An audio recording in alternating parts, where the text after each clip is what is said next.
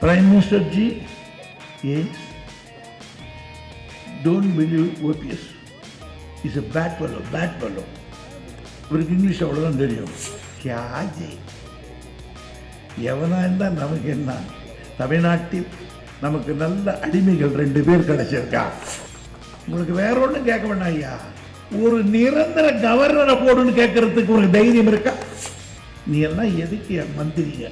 புடவை கட்டிதல்ல, ஜாக்கெட் போட்டு கூட உட்காந்துருக்கலாம். மனுஷங்களா நீங்கள்? இந்த தலைமுறையே பட்டு போய் விடும் போல் இருக்கிறது. நீங்கள் என்ன செய்கிறீர்கள் என்று கேட்டேன். அவர் எடப்பாடி, என்னையா கேட்குற, சிரிக்கிறீர்கள்? அவனுக்கு அவ்வளோதான் தெரியும். பாவம்.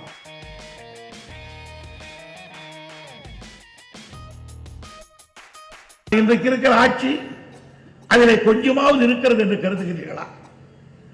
ஒரு நிர்வாக தன்மை இருக்கிறது என்று கருதுகிறீர்களா? ஒன்று வேண்டாம். தலையில அடிச்சு அடிச்சு சொன்னோம். நீட் என்ற ஒரு தேர்வு வருகிறது. இந்த தேர்வு வந்தால் தமிழ்நாட்டு மாணவர்களுக்கு க்ளோஸ் ஆகிவிடுவார்கள்.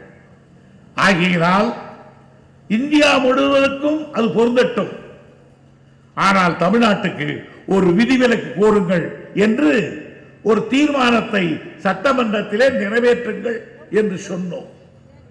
எல்லோரும் சேர்ந்து நிறைவேற்றினோம். நிறைவேற்றியதை தீர்மானத்தை டெல்லிக்கு அனுப்பி, டெல்லியில் இருக்கிறவர்கள், அங்க இருக்கிற சென்ட்ரல் கவர்மெண்ட் அதை தொடர்ந்து நடவடிக்கை எடுத்து ஜனாதிபதிக்கு அனுப்ப வேண்டும். ஜனாதிபதி தான் எக்ஸம்ஷன் தர வேண்டும். அவர் எப்படி ஜல்லிக்கட்டுக்கு கொடுத்தாரோ அப்படி வாங்க வேண்டும் என்று சொன்னோம். ஆனால் சண்டாளர்கள் இங்க தீர்மானம் நிறைவேற்றியதோடு சரி, அது டெல்லிக்கு போனதா கல்கத்தா போனதா என்று எந்த முண்டத்துக்கும் தெரியவில்லை. ஆனால் டெல்லிக்கு போனது எங்கேயோ ஒரு டிராயர்ல இருந்திருக்கிறது. எவனோ ஒரு இந்திக்காரன் எடுத்து பார்த்திருக்கிறான். ஆஜின்னா புட்டு உள்ள தள்ளுறான். ஜனாதிபதிக்கு அது போகல. இங்கிருந்து போற மந்திரிகள் என்ன செய்திருக்கணும்? ஹெல்த் மினிஸ்டர் போய் பார்த்திருக்கணும். அங்க ஹெல்த் மினிஸ்டர் போனா அவர் மேல எக்கச்சக்கமான ஊழல். எங்க அவங்க போனா டெல்லியில் அரெஸ்ட் பண்ணிடுவானோ, திகார் ஜெயிலில் வச்சிருவானோன்னு அந்த ஆள் அந்த பக்கமே போல. போன மந்திரிகள் யார்? 2001 ஓபிஎஸ் போனார், அவர் போயிட்டு வந்தார். அடுத்து இவர் போனார், எடப்பாடி. இவங்க 2 பேரும் உடஞ்சி போனாங்க. போய் மோடியை பார்த்து, ஐயா, எங்க தமிழ்நாட்டு மாணவர்கள் பாதிக்கப்படுவார்கள், அவர்களுக்கு எம்பிபிஎஸ் சீட்டு கிடைக்காது, இன்ஜினியரிங் சீட்டு கிடைக்காது. எங்கேயோ பஞ்சாபில் இருக்கிறவன் இங்கே வந்து படித்து விட்டு அவன் மறுபடியும் அவன் நாட்டுக்கு போய் விடுவான், எங்களுக்கு அந்த வேலையே கிடைக்காது என்று மோடி இடத்துல சொல்லி இருக்க வேண்டும். ஆனா மோடி இடத்துல போய் ஒருத்தன் மாற்றி ஒருத்தன் கடன் கேட்கிற மாதிரி நின்றுகிட்டு கையை கட்டிக்கிட்டு, நமஸ்தே நமஸ்தே அஜி, हाजी, अच्छा अच्छा, नमस्ते. Prime Minister Ji, yes, don't believe OPS. He's a bad fellow, bad fellow. இவருக்கு இங்கிலீஷ் அவ்வளோதான் தெரியும். He's a bad, bad, bad. I am good, good. I am with you, with you, with you. அப்படின்னா அச்சா, பகுத் அச்சா, அச்சா. அவர் அப்படி போனார். அவர் வந்தார் OPS. Namaste G. OPS, come on, how are you? Ji, don't believe this fellow. A bad fellow. I am good fellow. I am with you. With you na. अच्छा अच्छा अच्छा. இவனையும் அச்சான் தட்டி விட்டான், அவனையும் அச்சான் தட்டி விட்டான். பக்கத்தில் இருந்து ஒரு ஆள் கேட்டான், என்னையா அவனையும் அச்சா தட்டி விடுற, இவனையும் அச்சா தட்டுறதான்? கியாஜி எவனா இருந்தால் நமக்கு என்ன? தமிழ்நாட்டில் நமக்கு நல்ல அடிமைகள் 2 பேர் கிடைச்சிருக்கா. அதை வச்சு நடத்திட்டு போய் அவகாசம். ஆக 2 பேரும் அடிமை மாதிரி இருக்கார். இன்றைக்கு காலையில் எழுந்து நான் தான் சொன்னேன், நீட்டினுடைய தேர்வு வந்திருக்கிறது, தமிழகம் பாதித்திருக்கிறது, இந்த தலைமுறையே பட்டுப்போய் விடும் போல் இருக்கிறது, நீங்கள் என்ன செய்கிறீர்கள் என்று கேட்டேன்.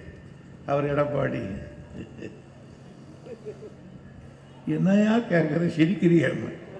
அவனுக்கு அவ்வளோதான் தெரியும். பாவம். ஒரு திட்டத்தை மூலமாக இன்னைக்கு தமிழ்நாடு மாணவர்கள் எதிர்காலம் பாதிக்கப்பட்டிருக்கிறது. இதுக்கு யார் பொறுப்பு?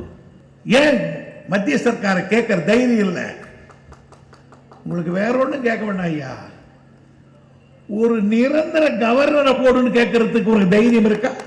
இங்கிருந்து பெட்டிஷனை தூக்கின்னு நான் பம்பாய்க்கு போற பார்க்கறது. நீ எல்லாம் எதுக்கு மந்திரிங்க? புடவை கட்டினல்ல, ஜாக்கெட் போட்டு கூட உட்காந்துருக்கலாம் மனுஷங்களா நீங்க? இதில் கேட்டிருக்க வேண்டாமா?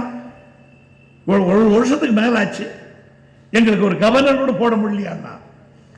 இப்படிதான் நிற்கலாம். மேலான் கவர்னர் அச்சா பச்சா அச்சா பச்சா வச்சது சசிகலா, அது முகமும் முகரெட்டியும் அது இருந்த வேலைக்கு அதே மாதிரி அந்த பச்சை புடவை, அதே மாதிரி ஜாக்கெட்டு. எங்களுக்கு தெரியும், நான் பக்கத்தில் உட்காந்து பார்ப்பேன். இந்த கொண்டைக்கு ஒரு செண்டு வச்சு ஒரு 30 பின்னடிப்பாங்க ஜெயலலிதாவுக்கு. எனக்கு பக்கம் தான் அது. உட்காந்து இங்கே அடிச்சு இருப்பாங்க. அது சில நேரம் குத்தம். நானே சொல்லுவேன் பின் பின் அப்படின்னுவேன். அதெல்லாம் நல்லா ரசிக்காது. தேங்க்யூ அப்படின்னாங்க.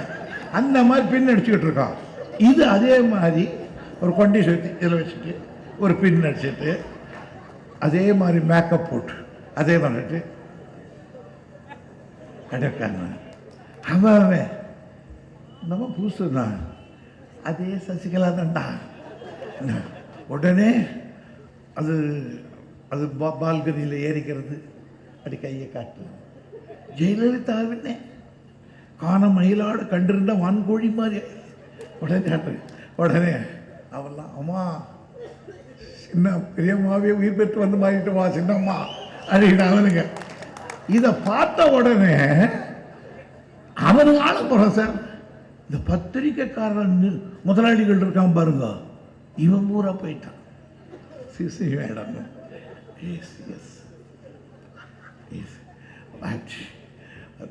although madam is not there, you are only to manage all this.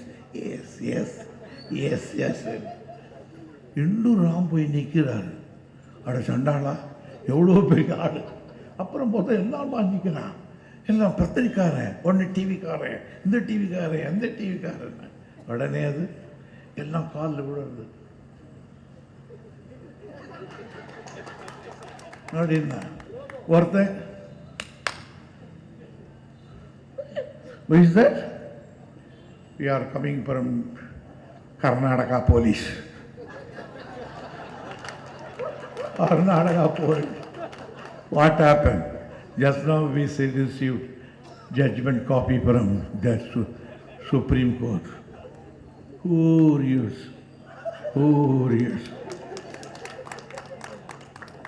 We can't do anything?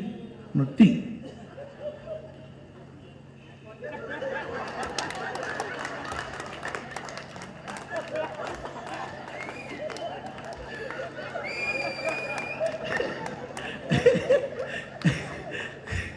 அங்க சொல்றா, வெள்ளை புடை உடுத்தி அம்மையார் பெரிய மணிமேகலை மாதிரி இருக்காங்க. ஊழல் பண்ணிட்டு போய் உட்காந்து 4 வருஷம் ஜெயிலில் இருந்தா மணிமேகலை மாதிரியா இருக்கு. மணிமேகலை என்ன கூத்து நடத்துறான். இவர் இன்னொரு 3 பேர், இவர் பொறுப்பு அவர் பொறுப்பு. இதில் இடையில அவர்த்தமான பாருங்க. நான் எதுக்குன்னா இந்த தேர்தல் கமிஷனுக்கு நீ பணம் கொடுத்தியான்னா, நான் யாருக்கும் கொடுக்கலையான்னா, கொடுத்தேன்னு சொல்கிறாங்களேண்ணா, நான் யாருக்கு கொடுத்தேன்னு காட்ட சொல்லுங்கள் சார்ண்ணா. இருக்கட்டும், வந்தாலும் வந்ததுலே 10 நாள் இருந்துட்டு போட்டு தள்ளி போட்டான். அவர் இப்போ 10 பேர் அவரை சுற்றிக்கிட்டு இருக்கான். இப்போ 4 பேர். நாங்கள் உட்காந்து கேட்பேன், நீ ஒன்றா எதில் இருக்கிறேன்னு கேட்பேன். 2 குரூப் பண்ணுவான், 3வது குரூப்பா. இவன் 1வது குரூப்புன்னா இவன், 2ன்னா அதை, 3வதுன்னா இப்போ இவர் அவர் பேர் தினகரனா, அவர் 3வது. நான் கேட்பேன் சும்மா எம்எல்ஏங்களை தமாஷா,